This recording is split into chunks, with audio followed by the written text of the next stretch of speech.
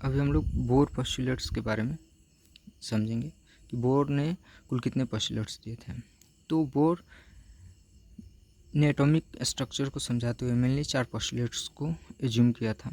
तो पहला पोस्टुलेट्स बोलता है कि इलेक्ट्रॉन जो है किसी भी न्यूक्लियस के चारों तरफ एक सर्कुलर पाथ को फॉलो करेगा। यानी कि यहाँ पर अगर हमारे पास न्यूक्लियस है और ये हमारा इलेक्ट्रॉन यहाँ पर है तो एक सर्कुलर पाथ में यानी कि उसको चक्कर लगाएगा। सेकेंड उसका पोस्टुलेट्स बोलता है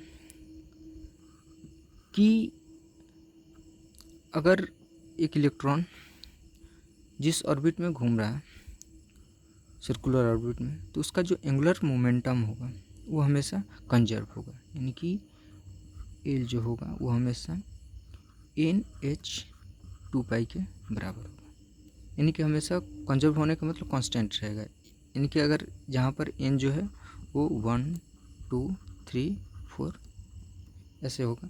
यानी कि अगर पहला ऑर्बिट में है तो वो जो एंगुलर मोमेंटम होगा n का वैल्यू 1 रख देंगे तो h/2π हो जाएगा, और दूसरे ऑर्बिट में है तो n के जगह पर 2 रख देंगे।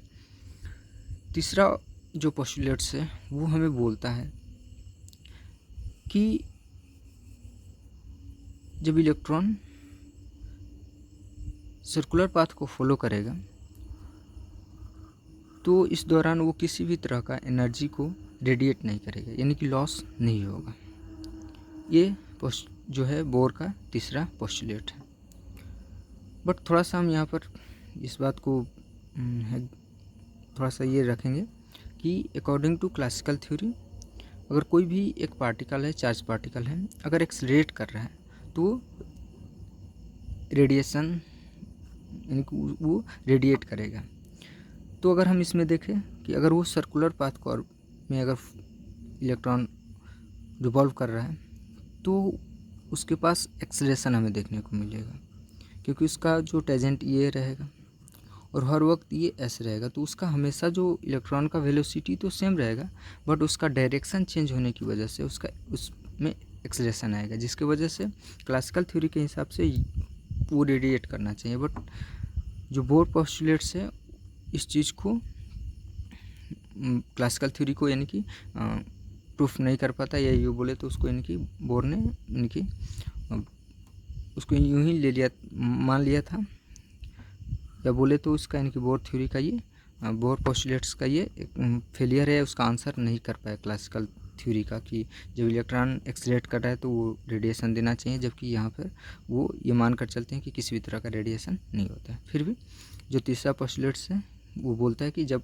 एक ऑर्बिट पर वो घूमेगा तो किसी भी तरह का यानी कि रेडिएशन नहीं देगा।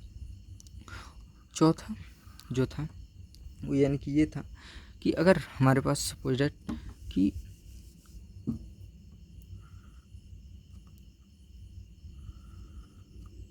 इलेक्ट्रॉन जो है उसका पहला ऑर्बिट है और ये दूसरा ऑर्बिट, अगर वो हायर स्टेट में या बोले तो यानी कि ऑर्बिट में है, तो जब कोई इलेक्ट्रॉन हाई से लो या ग्राउंड स्टेट में आएगा, इस दौरान वो एक तरह का यानी कि एनर्जी रेडिएट करेगा जो कि h न्यू होगा। यानी कि वो क्या होगा, यानी कि इसको हम कैसे लिख सकते हैं, यानी कि E2 minus E1 equal to h nu. यानी कि जहाँ पर E2 जो है वो हायर स्टेट का एनर्जी है और E1 जो है यानी कि वो लोअर स्टेट का एनर्जी है, और जो न्यू है वो यानी कि फ्रीक्वेंसी है। तो इस तरह से यानी कि बोर ने 4 पोस्टुलेट्स दिए थे। Thank you.